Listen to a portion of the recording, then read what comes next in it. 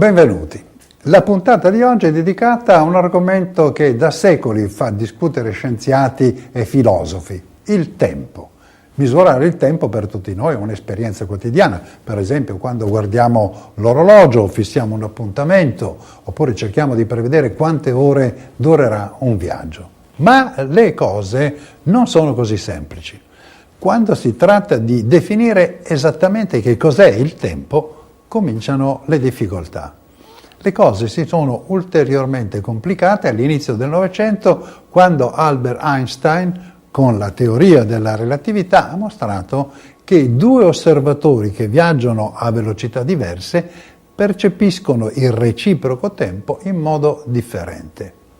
Una delle cose apparentemente più semplici, insomma, con la quale abbiamo una familiarità quotidiana, quando la si osserva da vicino, mostra tutta la sua complessità. Partiamo quindi per questo viaggio nel tempo, che sarà anche un'occasione per vedere in quali e quanti modi il tempo entra nella nostra vita quotidiana, anche quando non ce ne rendiamo conto.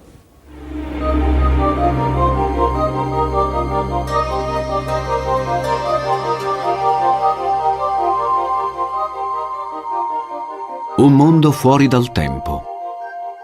Sabbia, roccia, cristallo, vento. Il mondo fisico.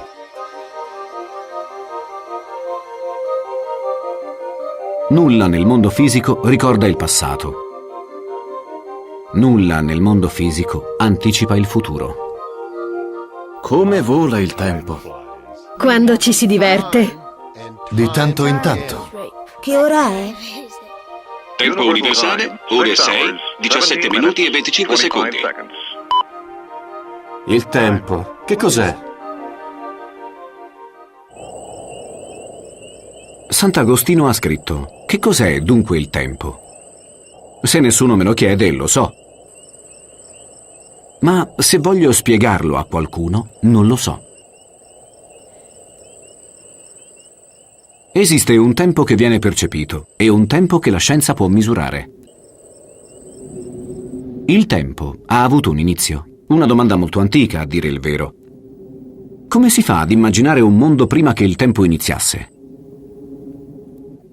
Se potessimo far tornare indietro le lancette dell'orologio e le pagine del calendario 3 miliardi e mezzo di anni fa, arriveremmo al nostro inizio. All'alba della vita sulla Terra. La scienza ha una parola per questo: biogenesi. La nascita della vita. Con la vita, la natura creò un nuovo genere di tempo, più avanzato, più evoluto del tempo del mondo fisico.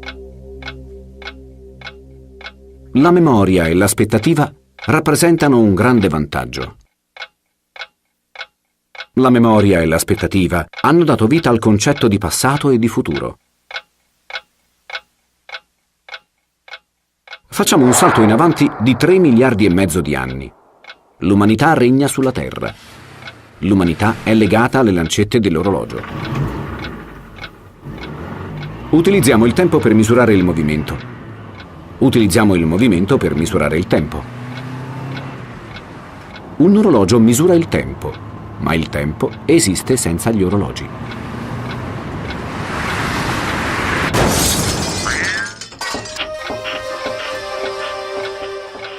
Il tempo scorre verso l'ignoto.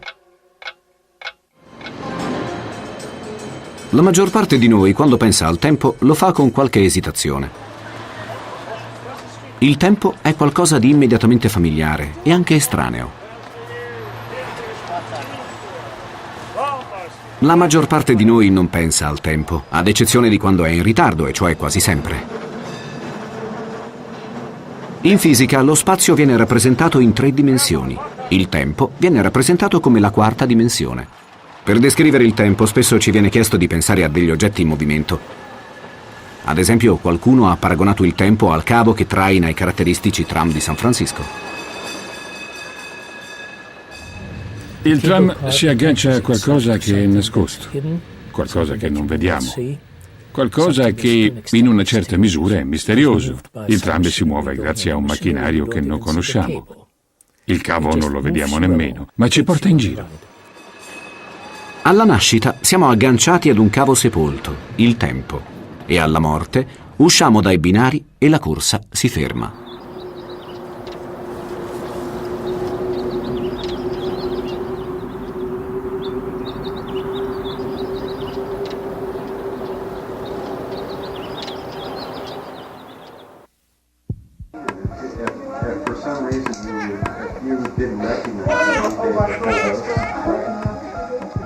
Nei primi istanti di vita, il neonato non conosce il tempo. In questo brusco risveglio la sua mente ricorda solo le pulsazioni del cuore della madre nel grembo. Il tempo non ha significato, ma il neonato dipende già l'orologio biologico. Sin dal momento del concepimento, dei cambiamenti biochimici si ripetono ciclicamente, scandendo così il tempo. Gli orologi biologici si trovano in tutte le piante e in tutti gli animali. Questo è un intervento di chirurgia oculare eseguito su una lumaca di mare, che si chiama Aplisia californica. Si tratta di un'operazione difficile. Il ricercatore deve impiantare in modo corretto un minuscolo sensore nel nervo ottico. Studiamo questo animale perché ha un sistema nervoso semplice con cellule nervose molto grandi. Questo permette a noi neurofisiologi di studiare i meccanismi dei ritmi circadiani e l'orologio biologico. Ritmi circadiani? Da circa, che in latino significa intorno, e dies, che significa giorno. Circadiano, intorno al giorno. Gli studiosi hanno collegato un registratore al sensore impiantato nell'occhio della Aplisia californica. L'ago oscilla, ma non perché l'animale veda la luce. L'ago oscilla perché ha rilevato un battito ritmico nel nervo ottico. L'occhio dell'animale contiene un orologio biologico. È come una sveglia, mette in moto l'animale all'alba. La luce del sole regola l'orologio biologico, regola l'orologio sull'ora della Virginia, ma è l'orologio che controlla il comportamento.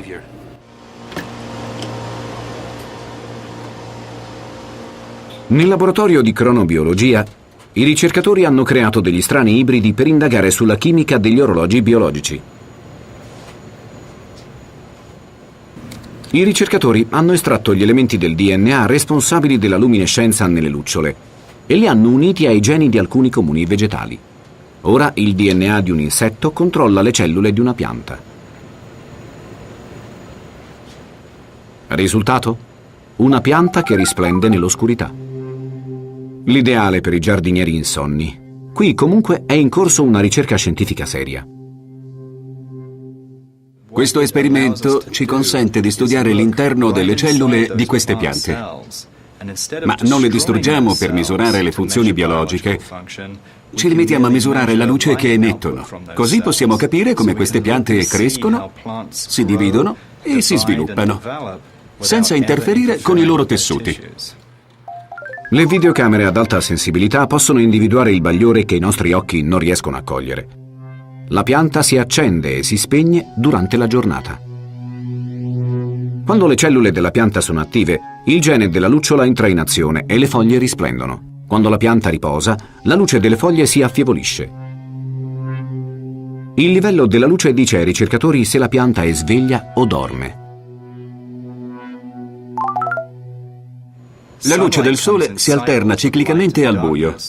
Invece di reagire semplicemente all'alba oppure al tramonto, una pianta può trarre dei vantaggi in termini di adattamento, se è in grado di anticiparne l'arrivo. Gli orologi biologici spesso seguono un ciclo simile a quello del giorno, cioè un ciclo di 24 ore. Ma come tutti gli orologi, anche questi devono essere regolati. Alcune specie, come le iguana, hanno un organo fotosensibile posto sulla fronte, che a quanto pare serve a regolare i loro orologi circadiani.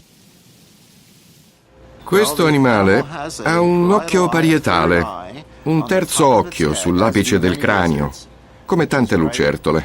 È questo qui. L'iguana avverte la differenza tra luce e buio con questo terzo occhio e probabilmente è in grado di discernere tra diverse lunghezze d'onda della luce.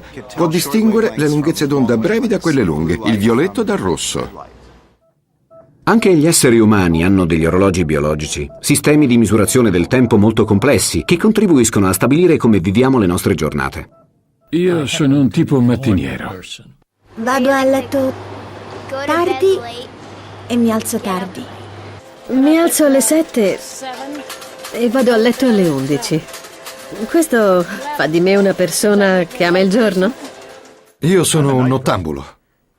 Non ho alcun ritmo. È una delle cose che fa impazzire mia moglie. Ovviamente in questo momento il mio orologio interno sta funzionando ed è regolato per svegliarmi tra le 6 e le 7 di mattina. A me piace andare a letto tardi e svegliarmi presto. Per cui sono una nottambula mattiniera. 30 anni fa, alcuni ricercatori tedeschi fecero una serie di esperimenti in cui misero dei volontari dentro dei bunker a prova di suono e di luce, dove erano completamente isolati da qualsiasi riferimento temporale esterno: sole, luna, orologi, TV e radio. Risultato? La maggior parte dei volontari cadde in un ciclo giornaliero lievemente più lungo delle 24 ore. A quanto pare un qualche orologio interno manteneva costante la loro routine, nonostante ignorassero che ora fosse. Un risultato sorprendente. Un numero ristretto di persone, circa il 5%, cadde in un ciclo di 32 ore e non di 24. Quando lasciarono il bunker, avevano perso peso ed erano confusi. Il calendario era avanti di settimane rispetto a quello che supponevano. La maggior parte di noi non vive in bunker tedeschi isolati. Da bambini cominciamo la giornata con un preciso ritmo interno: mangiare, dormire, fare pipì, piangere. Poi, verso i 2 o i 3 anni, la nostra consapevolezza di un ritmo esterno inizia ad espandersi verso la comprensione del tempo e del mondo intorno a noi. È di Perry Angel.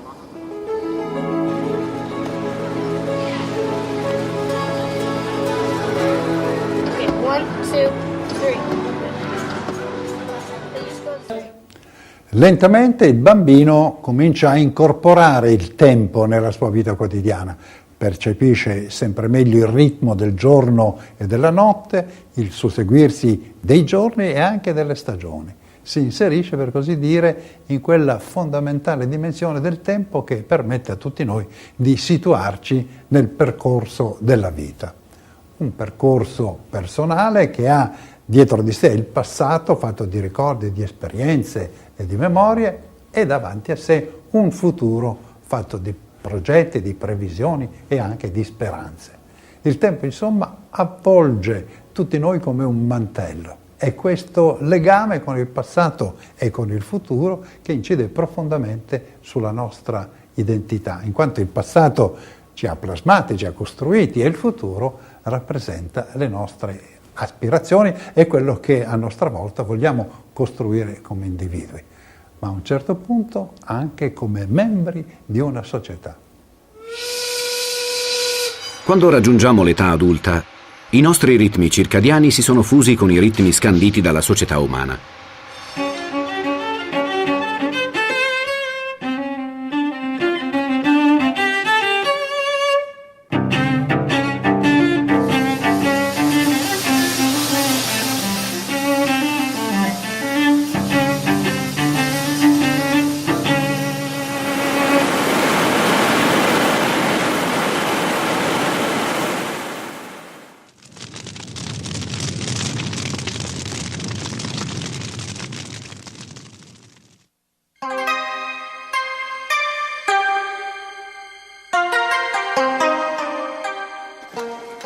Correva il tempo, quando il tempo sembrava diverso, non così organizzato.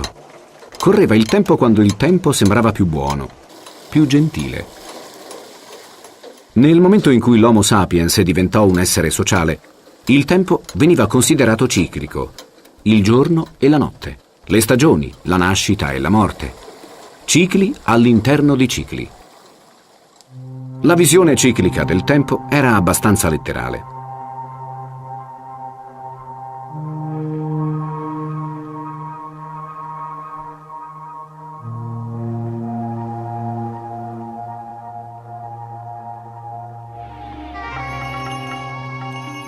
Da 4.000 anni la religione indù vede il tempo più o meno come un ciclo che si ripete, una serie di cicli all'interno di cicli che rende l'esperienza del tempo insignificante.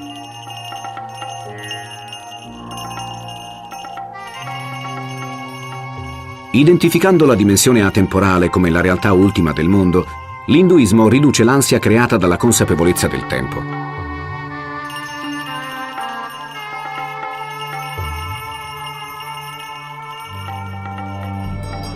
La metafora del tempo nel buddismo è la ruota del Dharma.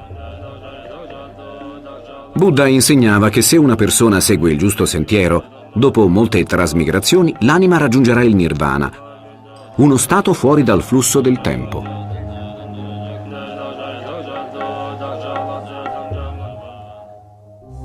Nell'antico ebraismo il tempo era ciclico. Poi ci fu un cambiamento nel IX secolo a.C. Gli antichi ebrei tracciarono la loro storia dalla creazione alla prova di fede di Abramo e alla terra promessa, la storia della salvezza. La storia cessò di essere un semplice ciclo ripetitivo e diventò invece una serie di eventi che progredivano da un inizio ben definito verso un obiettivo stabilito. Era nata la storia della salvezza, l'idea del tempo lineare.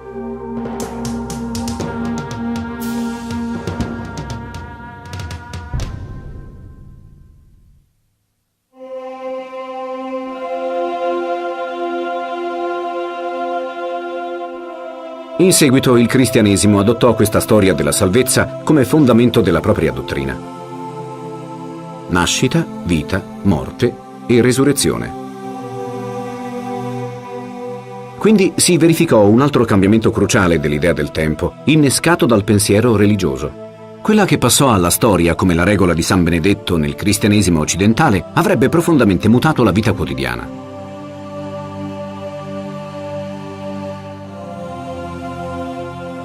Le funzioni liturgiche si tenevano in ore specifiche della giornata. La puntualità era prossima alla santità. Poi, ad un certo punto del XIII secolo, un suono ruppe la quiete dei villaggi e da allora non si è più fermato.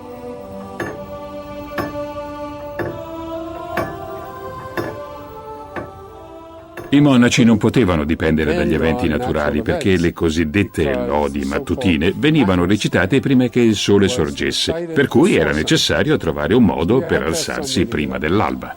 La vita dei monaci iniziava a ruotare intorno all'orologio. Sonno, pasti, lavoro, preghiera, tutto scandito dalla campana, i rintocchi del tempo. Il giorno era stato diviso in frazioni più piccole ed eguali. Alba e tramonto non erano più sufficienti. Le meridiane, che misuravano il tempo grazie ad un'asta, l'ognomone, che proiettava l'ombra mobile del sole, si rivelarono in breve un cattivo investimento.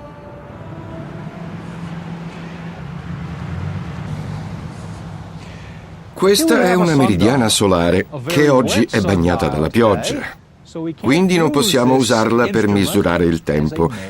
Dobbiamo ricorrere a un orologio meccanico. Per questa ragione abbiamo inventato questo tipo di orologi. Così quando non c'è il sole siamo comunque in grado di misurare il tempo.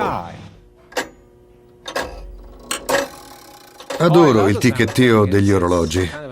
Per me è una vera musica.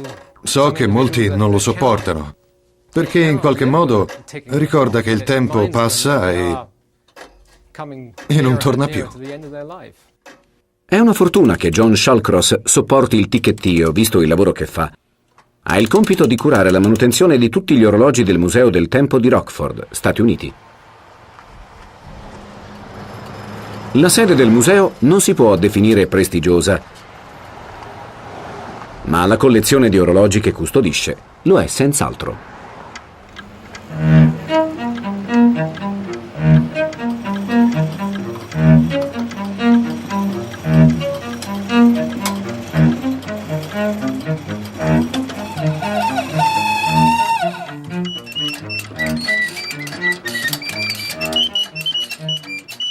Ci sono per esempio orologi con uccellini che cinguettano. C'è un orologio semovente che ritrae la divinità della birra che banchetta.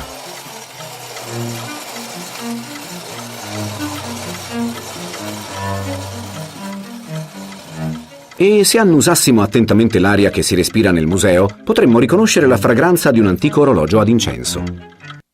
Un orologio come questo qui, credo che farebbe felice uno stilista di oggi, perché è molto moderno e di sicuro si venderebbe molto bene. Questi due orologi antichi, con un design curiosamente moderno, sono stati realizzati a mano dal maestro Abram Louis Breguet nel periodo della Rivoluzione americana.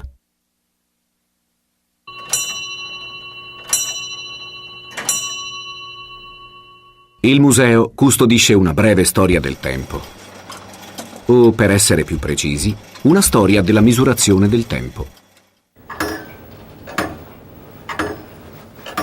L'orologio a pendolo rivoluzionò la misurazione del tempo.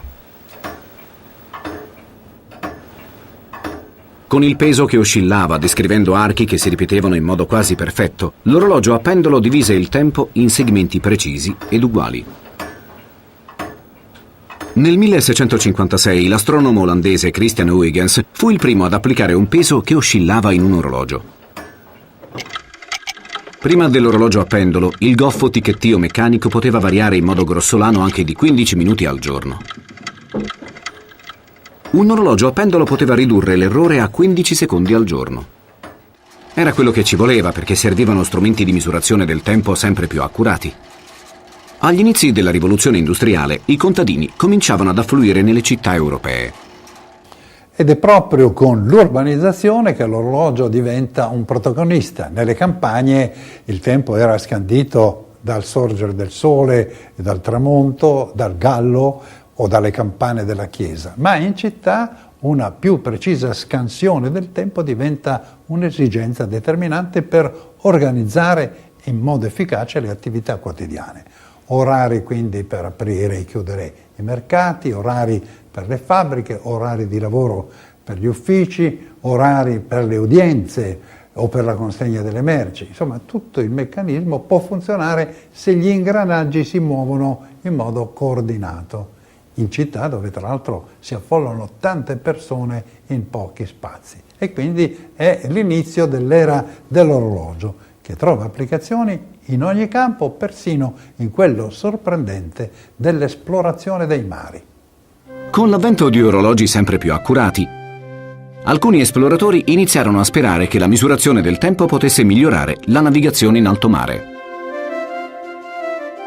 Da secoli i navigatori misuravano la loro posizione rispetto al nord o al sud, cioè la latitudine, osservando l'angolazione del Sole sull'orizzonte. Nell'Artico, ad esempio, il navigatore notava che a quelle alte latitudini, a mezzogiorno il Sole era molto basso sull'orizzonte.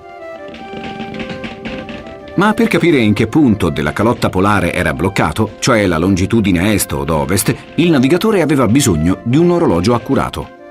L'orologio che segnasse l'ora del porto di partenza.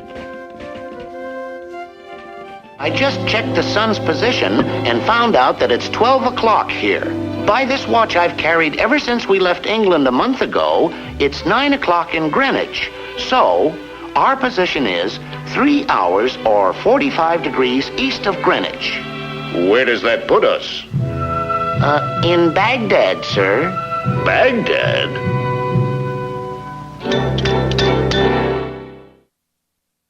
Il problema era evidente. Sul ponte di una nave soggetta al rollio, un pendolo oscillante distruggeva l'orologio. Nel 1714 il Parlamento inglese offrì un premio di 20.000 sterline a chiunque riuscisse a costruire un orologio capace di misurare in modo accurato il tempo in mare aperto. Si trattava di una cifra enorme, l'equivalente di circa 12 milioni di dollari di oggi. La somma attirò l'attenzione di un falegname di provincia che si recò a Londra e annunciò la sua intenzione di concorrere al premio. Il suo nome era John Harrison. A 20 anni aveva costruito un orologio a pendolo completamente di legno. Forse è per questo che John Harrison riuscì a costruire il primo orologio marino del mondo. Una copia dell'orologio detto Harrison No. 1 è in funzione al Museo del Tempo di Rockford. Per ovviare al rollio della nave, Harrison eliminò il sistema a pendolo e lo sostituì con 2 bilancieri a molla. Quando la nave oscillava da una parte, i bilancieri avevano movimenti opposti e così neutralizzavano gli effetti del rollio. Era un sistema molto efficace. L'Harrison No. 1 era piuttosto grande e pesante. A quanto pare anche il suo inventore la pensava così e si mise subito al lavoro per realizzare una versione migliore e più piccola. John Harrison riuscì nell'impresa, ma ci mise tutta la vita per perfezionare il primo orologio marino. Il grande contributo di Harrison fu quello di confutare la tesi di chi sosteneva che era impossibile misurare il tempo in mare. Lui dimostrò che era possibile farlo meccanicamente. La sua fu una grande scoperta. E il bello è che il cronometro marino, elaborato nel 1790, era così sofisticato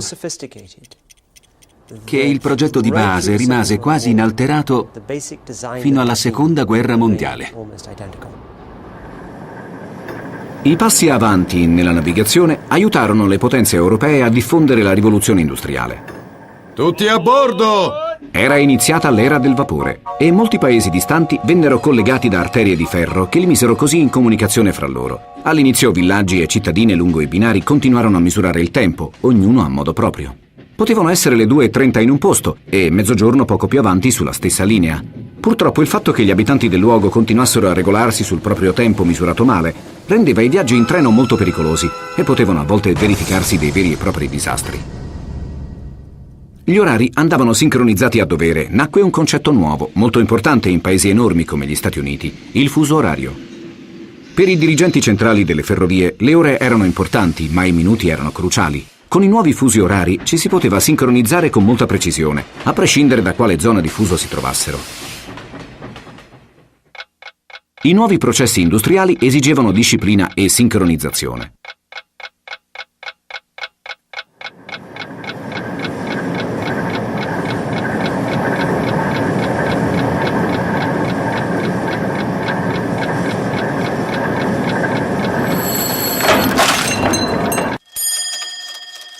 L'orologio meccanico, per quanto sia bello esteticamente e sia il prodotto di una grande abilità artigianale, non è nulla in confronto all'orologio atomico che abbiamo oggi. Naturalmente gli orologi meccanici non sono affidabili e precisi, ma non sono certo oggetti da ammirare solo nei musei. Il suono e la sensazione del tempo meccanico esercitano ancora un grande fascino su milioni di persone.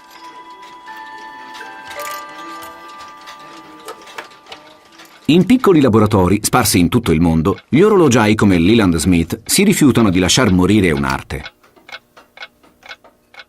Quando vedo uno di questi oggetti, assemblato in ogni suo componente, e quando metto in moto per la prima volta il pendolo e sento il ritmo dell'orologio, io provo una sensazione meravigliosa.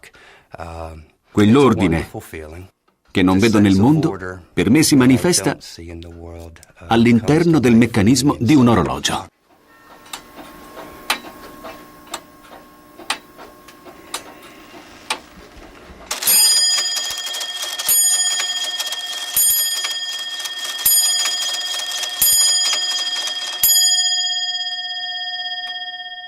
Molte altre macchine aspirano ad essere orologi, anche quelle nucleari. Gli orologi atomici non esplodono né tantomeno emettono radiazioni. Come giudici imparziali se ne stanno fermi a misurare il tempo e forniscono il segnale orario più preciso oggi disponibile. L'orologio atomico più diffuso è l'orologio al cesio, che misura la frequenza, le vibrazioni degli atomi di cesio in particolari condizioni. Questi atomi attraversano un campo magnetico, entrano in risonanza e quella frequenza viene utilizzata per controllare un cristallo che oscilla più di 9 milioni di volte al secondo. Gli atomi di cesio mantengono la frequenza intrappolata in modo costante. Al segnale saranno le ore 15 e 54 minuti esatti, ora della costa orientale. Visiteremo ora 2 luoghi in cui avvengono queste misurazioni così precise che funzionano proprio da riferimento per tutti gli altri orologi. In Italia, lo sappiamo, è l'Istituto Galileo Ferraris di Torino, che oggi si chiama Istituto Nazionale di Ricerca Metrologica, a fornire il segnale orario, quella serie di beep che sentiamo alla radio prima del giornale radio. Negli Stati Uniti è l'Osservatorio della Marina, che addirittura con 50 orologi atomici determina l'ora esatta al miliardesimo di secondo. E capiremo perché è importante avere orologi che regolano la scansione del tempo in modo così preciso, con applicazioni che vanno dalle reti dei computer alle imprese spaziali e ai satelliti di posizionamento GPS. Questo è l'orologio più preciso del pianeta. Non assomiglia affatto ad un orologio, ma ad una serie di scaffali metallici pieni di computer, di cavi e di altri apparati elettronici. Eppure qui, all'Osservatorio della Marina Militare degli Stati Uniti, viene calcolata con precisione straordinaria l'ora esatta. L'errore in avanti o indietro non supera in un giorno il miliardesimo di secondo. Nelle varie stazioni di questo laboratorio si trovano ben 50 orologi al cesio 133. Non assomigliano nemmeno da lontano agli orologi che conosciamo. Ebbene, questi 50 orologi al cesio vengono interrogati dal computer centrale della sala di controllo, che fa una media del tempo misurato da ogni apparecchio. La misura degli orologi al cesio viene integrata con quella di un altro speciale orologio, il maser ad idrogeno.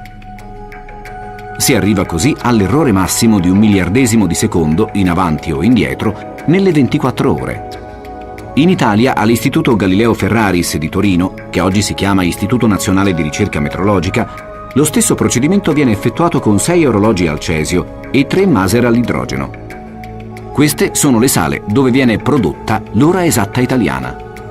Le ore esatte dei circa 50 laboratori sparsi in tutto il mondo vengono poi confrontate a Parigi, all'Istituto dei Pesi e delle Misure, dove viene fatta la media una volta al mese. È questa l'ora ufficiale del pianeta. Ma è proprio necessaria tutta questa precisione? Addirittura al miliardesimo di secondo? Ebbene sì. I sistemi di telecomunicazione, ad esempio, come le familiari conversazioni telefoniche, non potrebbero funzionare senza orologi con queste straordinarie precisioni. Nello stesso modo devono essere sincronizzate le reti di computer e la stessa trasmissione dei dati non potrebbe avvenire senza un esattissimo riferimento temporale. Le imprese spaziali non sarebbero possibili senza questi orologi atomici. Anche i sistemi satellitari di navigazione come il GPS, il Global Positioning System o il Galileo, l'analogo sistema europeo in corso di realizzazione, non potrebbero esistere senza un conteggio del tempo così preciso. Infatti è la possibilità di misurare con estrema esattezza il tempo impiegato dai segnali che viaggiano fra i satelliti della rete GPS e i ricevitori a terra a consentire il calcolo della posizione.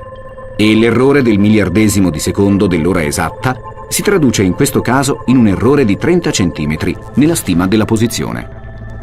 La luce, infatti, in un miliardesimo di secondo percorre proprio 30 centimetri. I ricevitori GPS, alcuni dei quali sono così piccoli che stanno in una mano, ricevono i segnali provenienti dalle orbite. I segnali arrivano in momenti lievemente diversi, a seconda della distanza di ciascun satellite. Calcolando le varie sfasature, l'unità GPS individua dove si trova, a terra, in mare o in aria, e aggiorna le informazioni di continuo. Il GPS è ovunque ormai. Indicano la posizione dei treni e contribuiscono ad evitare le collisioni. I segnali orari vengono impiegati per sincronizzare le reti per la distribuzione dell'energia elettrica.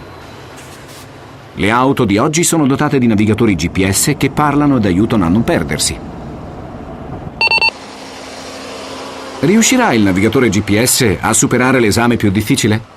Riuscirà a guidarci giù per Lombard Street a San Francisco, secondo alcuni la strada più tortuosa del mondo?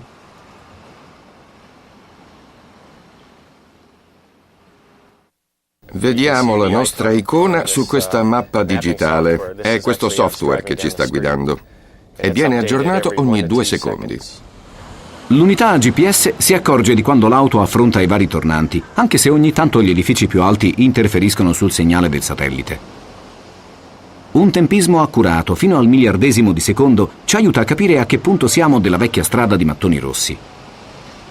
Il tempo e la sua misura non sono importanti soltanto nell'organizzazione della vita sociale moderna o, come abbiamo visto, anche nelle applicazioni molto sofisticate della tecnologia.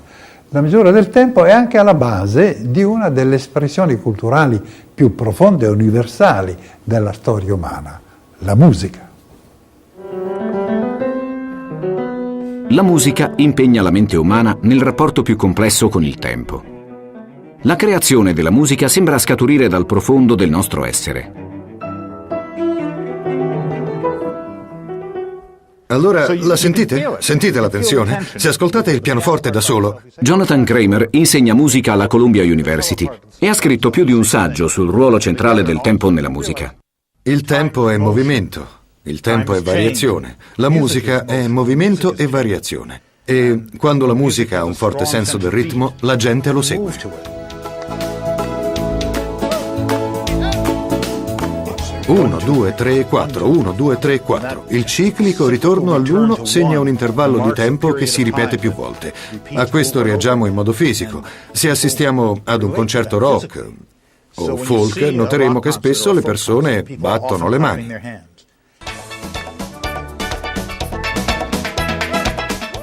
Questo tipo di sensazione ciclica, una sensazione corporea che si ripete tante volte in tante sfumature diverse, è presente in moltissima musica di tutto il mondo. E il tempo musicale è questo.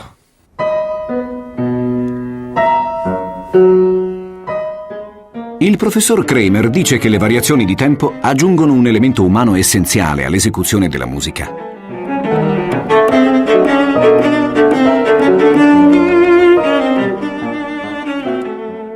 Non direi che l'esecuzione sia tutta nel tempo, ma il tempo dell'esecuzione mi sembra trasmettere gran parte del significato emotivo che il musicista vuole esprimere. Giusto, è una parte molto importante di quello che facciamo, senza dubbio.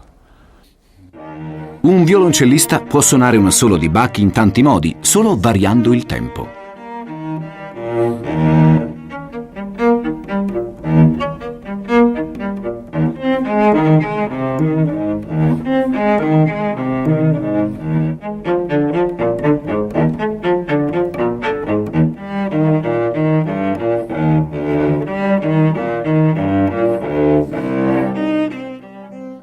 Ho inserito nel computer la notazione musicale scritta da Bach e anche la notazione che suona Norman. La mette sul leggio, la guarda e la interpreta. Il computer invece non la interpreta, si limita a suonarla. Ogni nota viene eseguita con la stessa durata delle altre note. Non ci sono più sfumature. Secondo me non è molto piacevole, perlomeno a lungo andare.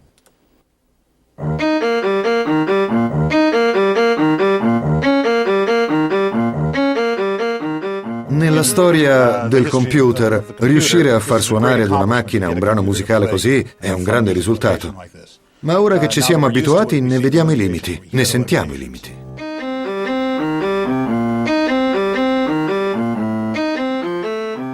Ho preso le note che dovrebbero essere lunghe e le ho accorciate, e quelle che dovrebbero essere corte le ho allungate. La velocità di base è a posto. Così viene fuori una cosa bizzarra, ma non priva di interesse.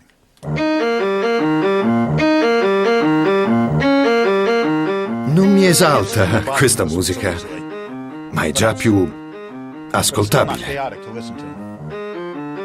A questa musica serve polso, un ritmo umano, non il ticchettio assoluto di un metronomo. Ma sapete quello che dicono i musicisti del metronomo? Non lo sopportano, lo detestano con tutto il cuore. Vorrebbero gettarlo dalla finestra. E questo perché il metronomo gli dice che devono andargli dietro in modo uniforme, ma loro non vogliono e non possono farlo. Odiano il metronomo.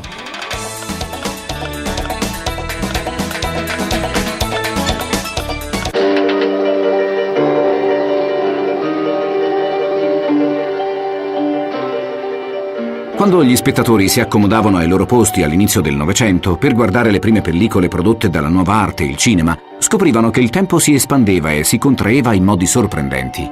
Una sorpresa che continua ancora oggi.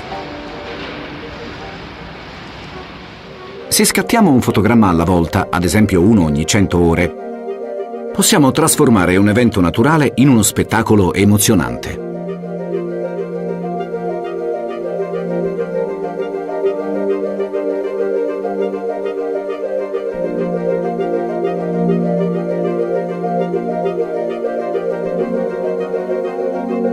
Centinaia di fotogrammi esposti in un solo secondo svelano un mondo temporale mai visto prima.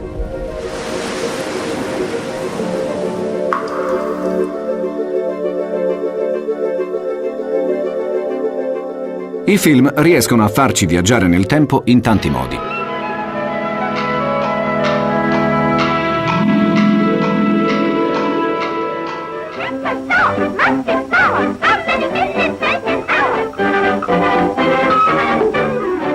Nei film il tempo è stato anche protagonista.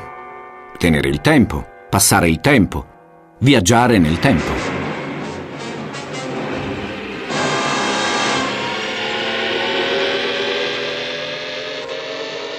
L'uomo che viaggiò nel futuro è stato il primo film di fantascienza di successo sul viaggio nel tempo. È tratto da un romanzo di Herbert e George Wells, in cui uno scienziato viaggia nel futuro e assiste alla rovina del genere umano. Hollywood ha continuato a produrre altri film sul viaggio nel tempo. Alcuni di essi hanno avuto un enorme successo al botteghino. Ritorno al futuro ora è anche un'attrazione turistica e tecnologica alla Universal City, la cinecittà della California.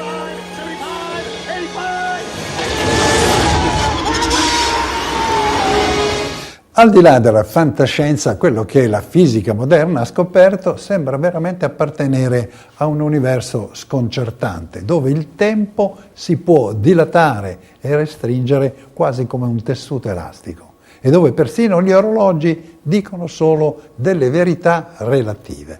Entriamo qui nella teoria della relatività di Einstein.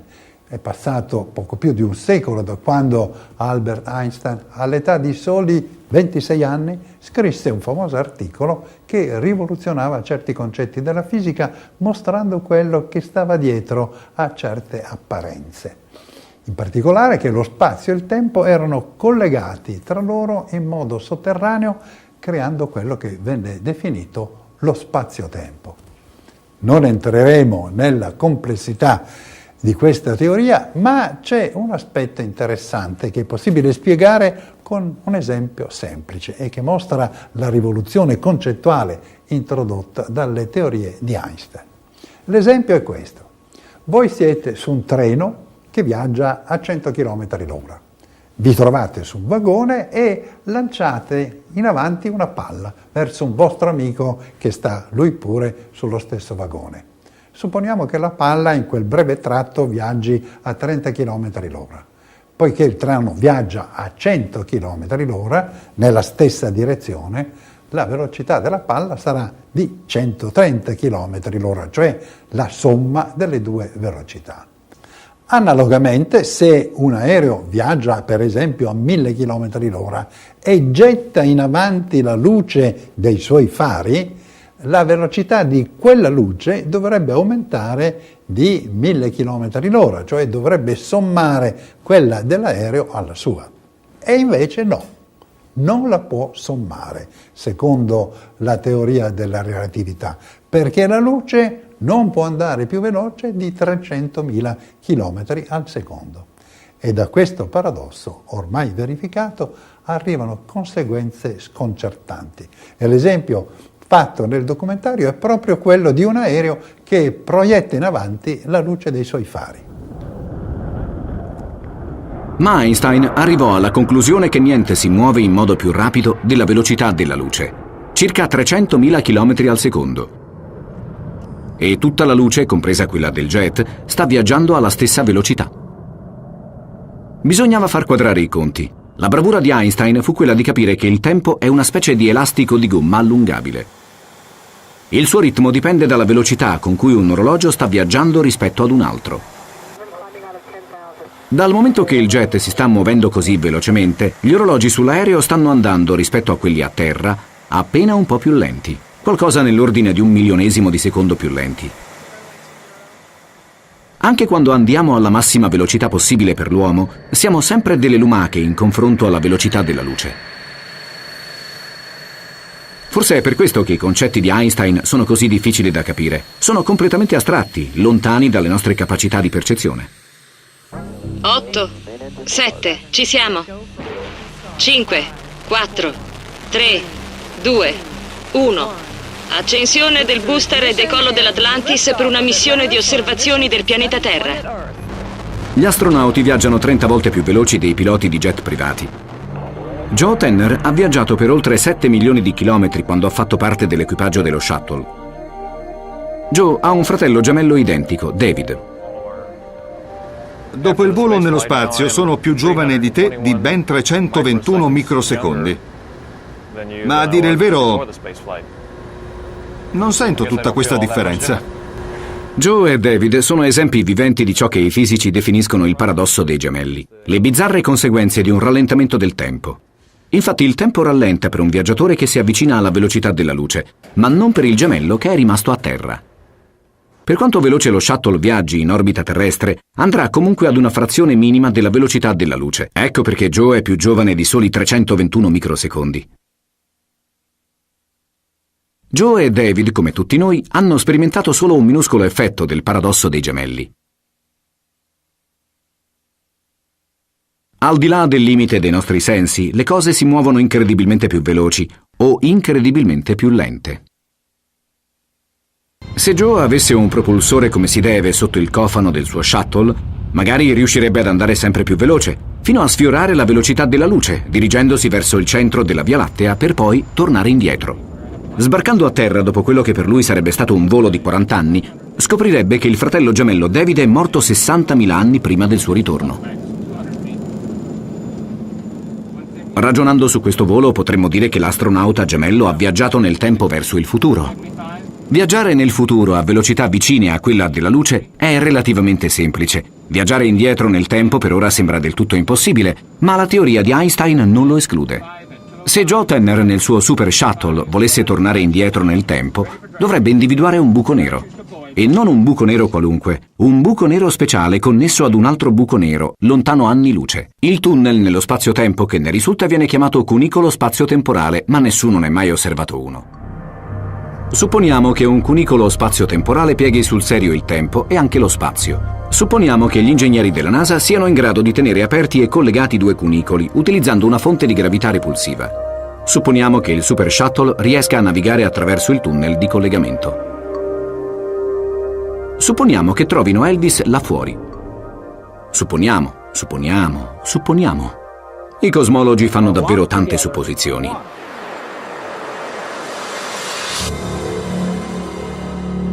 Ma visto che amiamo le supposizioni, supponiamo di poter viaggiare verso il futuro e anche di tornare nel passato.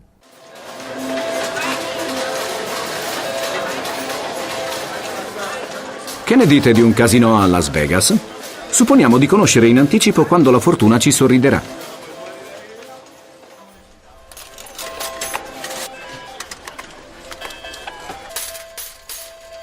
Mi scusi signora, le piacerebbe viaggiare nel futuro e tornare sapendo a quale slot machine si può vincere? Signora. D'accordo, lasciamo perdere le slot machine. Si potrebbero fare montagne di soldi in borsa. O forse no. Ci si potrebbe avvantaggiare di questa conoscenza del futuro per un paio di colpi, ma una volta che le persone con cui effettui transazioni e la comunità finanziaria si accorgono che hai sempre ragione, accadranno due cose. O saranno molto riluttanti a muoversi in una direzione opposta alla tua, o vorranno muoversi esattamente nella tua direzione, e quindi non sarai più in grado di trarre i vantaggi sperati. Questo solleva questioni spinose circa il libero arbitrio e la predestinazione. Nel nostro mondo, dove il tempo scorre in modo unidirezionale, viaggiare nel tempo crea fin troppi paradossi. Uno dei problemi che emerge quando si parla di viaggiare nel tempo è il cosiddetto paradosso del nonno. Il paradosso è il seguente. Se è possibile viaggiare nel tempo, allora dovrebbe essere possibile andare indietro nel tempo e uccidere nostro nonno prima che metta al mondo nostro padre. E a quel punto saremmo nei guai. Potremmo svanire se uccidessimo nostro nonno. Ma Tipler dice che la meccanica dei quanti fornisce una soluzione teorica. Secondo la teoria dei quanti, ciascun atomo passa attraverso tutte le possibili storie. Tipler ci chiede di pensare ad un universo del genere, o multiverso. Lo studioso suppone che avremmo ucciso una copia di nostro nonno in un universo parallelo. In quella storia parallela in cui siamo ora, il nonno non genera nostro padre. Noi non esistiamo in quella storia, almeno come giovani. Che cosa abbiamo fatto? Siamo entrati in quel corso di eventi grazie alla macchina del tempo. Ora, se potessimo isolarci, saremmo anche consapevoli che esistiamo in molti universi. È proprio perché siamo ancorati a uno di questi universi, dove interagiamo in ogni istante con gli altri atomi di questo universo. Ecco, è proprio per questo che non siamo consapevoli degli altri universi. Il professor Tipler, o perlomeno quello del nostro universo, voleva continuare a parlarci delle sue supposizioni sul futuro. Ma all'improvviso ci siamo resi conto che avevamo perso la nozione del tempo. Dobbiamo concludere questo programma. Siamo andati quasi fuori tempo.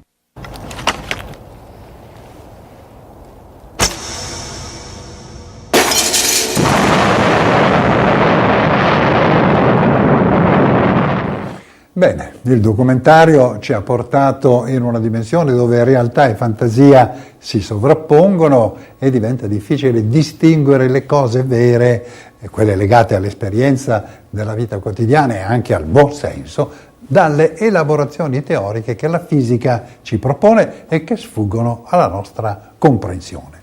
C'è comunque un lanternino che ci può aiutare in un campo come questo. Ricordo che parlando con un fisico della nuova e vecchia fisica e comparando le stranezze che avvengono per esempio nel comportamento delle particelle rispetto alla fisica classica, che regola invece la nostra vita di tutti i giorni, questo scienziato mi diceva: sì, è vero, sembra contraddittorio, ma si tratta di due livelli che non interferiscono tra loro. In altre parole, le nostre particelle si comportano con le leggi della meccanica quantistica, ma noi andiamo in bicicletta sempre con le leggi di Newton. Come dire, due rette parallele che non si incontrano e un livello non può trasferirsi nell'altro, almeno per quanto ne sappiamo. Ci vediamo la prossima volta.